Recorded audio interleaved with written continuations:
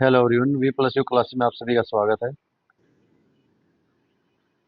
हमारे चैनल पे बच्चों आप सभी का स्वागत है। और हमने साइंस की जो previous year MCQ series start की हुई है, आज हम उसमें अपने top 20 previous year exam science के जो क्वेश्चंस आए हुए हैं वो करेंगे जनरल साइंस के। और आप सभी को बता दें कि हमारे चैनल पे मॉक टेस्ट सीरीज चली हुई है जो कंप्लीट न्यू सीईटी सिलेबस पर आधारित है। आप कंप्लीट सिलेबस की मॉक टेस्ट सीरीज लगा सकते हैं अपने टाइम के हिसाब से।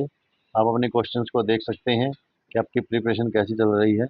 और जो बच्चा नया है, जिसने अभी तक चैनल को सब्सक्राइब नहीं किया, प्लीज़ चैनल को सब्सक्राइब करें और बेल आइकन को जरूर प्रेस करें। तो चलिए आज हमारे साइंस की फर्स्ट क्वेश्चन देखते हैं। Who discovered the principle of law of floating?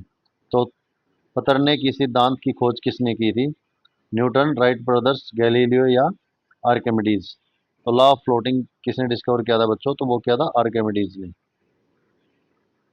Next question है, गोइटर थायराइड ग्रंथि की अत्यधिक वृद्धि किसकी कमी के कारण होती है?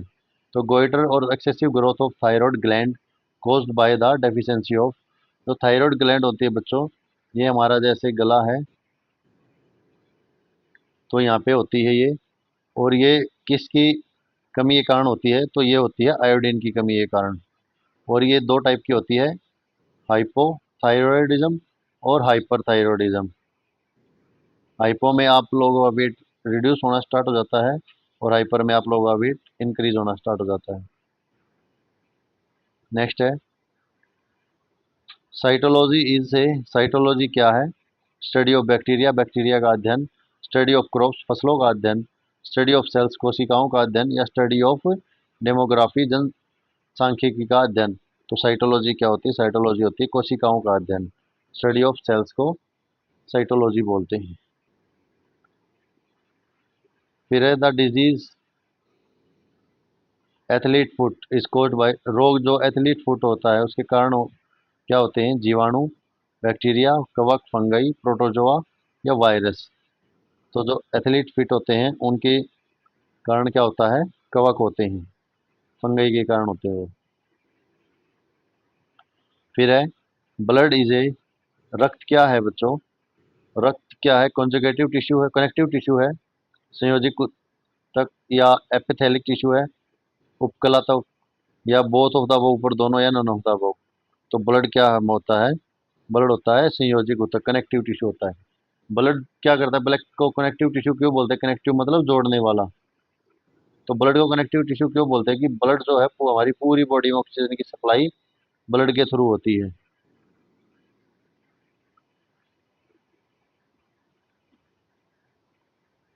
ये हमारा हार्ट है, इसमें चार चैम्बर होते हैं आपके, दो ओरिकल, दो वेंट्रिकल। और इसमें से जो आपकी ब्लड की सप्लाई इसके ऑक्सीजन के साथ जो लंग्स से होकर जब ब्लड निकलता है तो प्योरीफाई होकर किडनीज में, तो उसके साथ ही जो ऑक्सीजनेटेड ब्लड होता है वो पूरी बॉडी में हमारे ऑक्सीजन की सप्लाई करता है, इसलिए इसको कनेक्टिव टिश्यू बोलते हैं। नेक्स्ट है, which part of animal cell is called power house? जत कोशिका के किस हिस्से को पावर हाउस कहा जाता है? तो power house of the cell किसको बोलते हैं? ऐसे भी क्वेश्चन आता है। सेल वाल को, न्यूक्लियस नाभिका को, माइटोकॉन्ड्रिया को या एंटायर सेल को, पूरी सेल को? तो power house of the cell क्या होता है? माइटोकॉन्ड्रिया। माइटोकॉन्ड्रिया जो है उसको power house of the cell बोलते हैं। इस तरह से माइटोकॉन्ड्रिया होता है। In human body vitamin A is stored in. मानव शरीर में विटामिन ए को कहाँ संग्रहित किया जाता है? लीवर यकृत में, स्किन त्वचा में, लंग्स फेफड़ों में या किडनी गुर्दों में? तो जो विटामिन ए है वो कहाँ स्टोर होती है? वो स्टोर होती है हमारे लीवर में, यकृत में। ये आपकी फूड पाइप है, ये आपका स्टमक है, इस साइड में तो यहाँ पे आपका लीवर होता है, ये आपकी पैनक्रियाटिक डक्ट होती है। नेक्स्ट है, who propounded the theory of evolution? विकास के सिद्धांत को किसने प्रेरित किया था? स्पेंसर, डार्विन, वालेस या हक्सले ने? तो जो थ्योरी ऑफ इवोल्यूशन थी वो दी थी डार्विन ने बच्चों। नेक्स्ट है, पुष्प रहित पौधे flowerless plant are termed as, पुष्प रहित पौधों को क्या कहते हैं? फेरोगेस फेरोगेम्स फेरोगेम्स या ब्रायोफाइटस या थैलोफाइटस या क्रिप्टोफाइटस। तो जो पुष्प रहित पौधे होते हैं उनको बोलते हैं हम क्रिप्टोगोमेस। क्रिप्टोगोमेस। फिर है which of the following has the highest resistivity, इनमें से किसकी उच्च प्रतिरोधकता है? कार्बन, कॉन्स्टांटन, निक्रोम या जर्मेनियम। तो किसके, तो जर्मेनियम की जो है रेजिस्टिविटी सबसे ज़्यादा होती है। नेक्स्ट है the average weight of human brain about, मानव मस्तिष्क जो होता है उसका लगभग भाग कितना होता है?